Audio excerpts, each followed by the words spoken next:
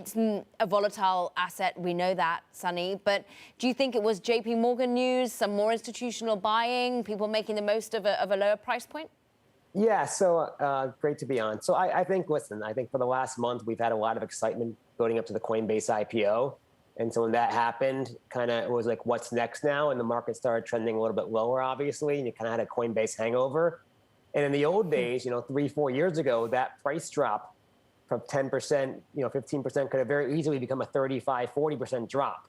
And I think that shows how the market in Bitcoin is different right now, where it started dropping, and then the institutions came back and bought in around 45, and that kind of set the price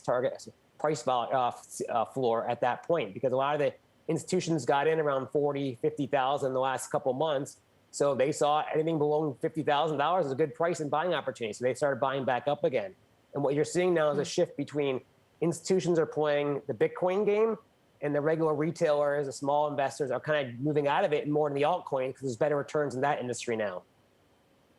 Yes, Sonny, full disclosure, my husband's a senior manager over at Coinbase, but it is interesting that I heard some takes that maybe the fact that we had this listing meant that there are more assets to play now. If you want to put money to work and you want to gain some sort of exposure to crypto, well, Bitcoin isn't your only game in town anymore. Do you believe that in some way, that maybe some flows were actually taken away by the fact that you got this big listing, you've got appetite in other altcoins as well?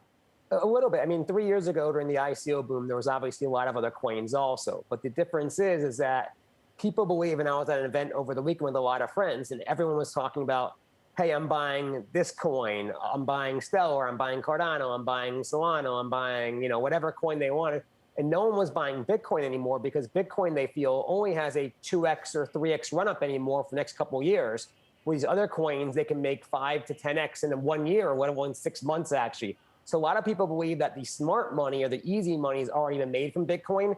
And now this is more for institutions where you're just going to get like a 10, 20, 50% return every 6 months, which is amazing.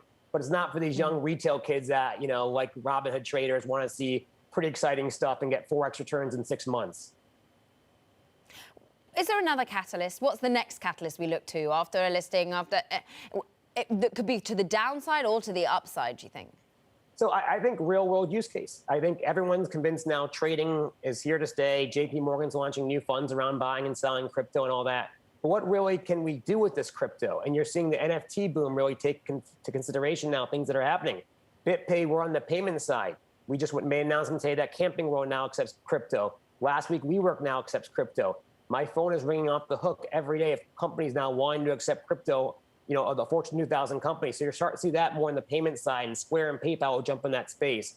And then also there's another catalyst coming in June, a Bitcoin conference, actually, a physical conference in Miami. And you're going to have all the top people like Jack Dorsey there and all that. And I think you're going to see a lot of innovation coming around that conference and a lot of new announcements that can really drive the market higher too, I think.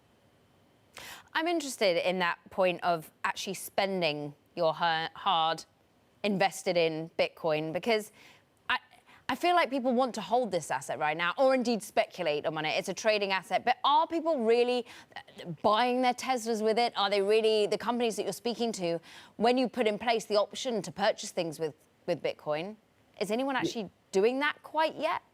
Yeah, so BitPay processes over $1 billion a year, so people are spending crypto. The difference is about 4 years ago, 95% of that was coming from Bitcoin. Last week, we had our lowest Bitcoin volume ever with only 50%. So we're seeing a lot more volume coming from Dogecoin now, believe it or not.